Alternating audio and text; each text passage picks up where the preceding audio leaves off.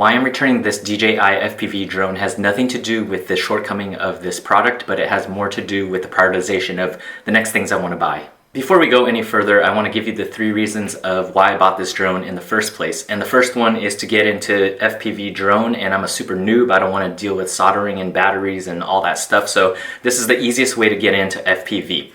This is the second reason. I just wanted to see what it's like to fly with this thing on. I wanted to see if it feels like flying. I wanted to see just the experience and what it feels like. And the third reason was to potentially enhance my content on YouTube. Gonna hit the con list real quick. The first one is the camera itself. It is pretty good, I will say, and it's on a 2-axis gimbal, so it does record really good video most of the time. However, when you see the drone rolling left and right, I don't know the technical terms, you'll see the horizon also shift left and right itself, and you can't really use that footage because it's not on a 3-axis gimbal, so the whole image goes like this, and it just not very usable. Also, when you're using the built-in camera, a lot of the times the propellers are in the shot of the actual camera, and so that's why you see a bunch of YouTubers mount a GoPro on top of this, which creates a whole nother level of complexity. Now, the second con is the FPV system itself. It actually didn't really feel immersive and like you were flying in the air. It felt like you were looking at your smartphone, kind of like how you fly your previous drones like the Mavic or the Phantom 3. It's basically like your phone is in your eye. It would have been a whole different story if the camera itself was more of like a 360 view of things and you could see trees left and right and kind of how close the drone is to certain obstacles. Again, I am an FPV noob, so I need that kind of stuff. The best way that I could describe flying with this is like if someone taped my phone right in front of me and it's like I'm looking at a 2D image. It doesn't feel like I'm like flying and moving with the actual drone. Now, the third con that I want to talk about is the price to value ratio, and I get that the value of this is different for every individual, but for me, again, I bought it as a hobby for fun, to fly, to get into FPV, and to potentially enhance my YouTube content. And for me, again, it didn't really feel like FPV, it just felt like looking at a phone. And in terms of like YouTube content and stuff like that, most of the time when I would fly this thing is when there's like a big open field and when we're on family trips and such.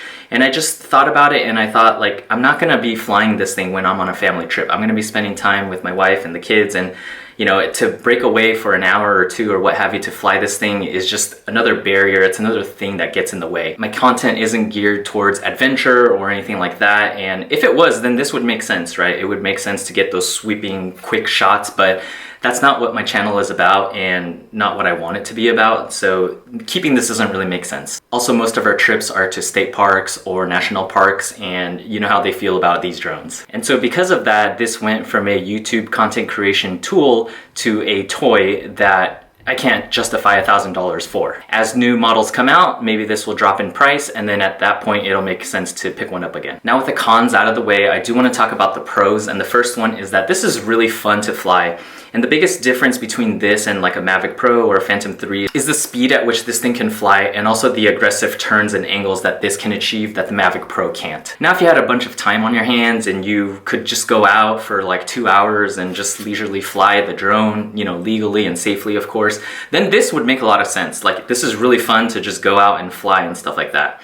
This is a quick note. The battery life is like anywhere between 10 to 15 minutes, so you will need a second or third battery if you want to go out and if that's going to be your jam. But again, for me, in this stage of life, like, it's just going to be really hard to break away from the family to fly something like this. This is super fun to do, like the sweeping turns and like the awesome waterfall shots and like go crazy and all of that. But like, I'm not a pro YouTuber, so shots like that would be fun to get and would be cool, but like, it wouldn't really enhance my brand or my YouTube channel. Like, I don't do this for a living. And the other pro I will say also between this and a non-FPV drone is that you can fly this thing anytime during the day, I mean, minus the rain, because this is straight on your face. You don't have to deal with like glare on your phone and turning the brightness up and all of that. This is, I mean, after you get this up and running for the first time, it's a lot simpler to fly this thing and a lot more accessible. Like, this is always to your face, so you don't have to deal with glare and you can just lift off and go. So yeah, that's my take on the DJI FPV drone and kind of why I'm returning it. I mean, the biggest reason, like I said, is a prioritization thing. I would rather spend $1,000 on equipment that would make my audio better, like a mic or a lapel mic,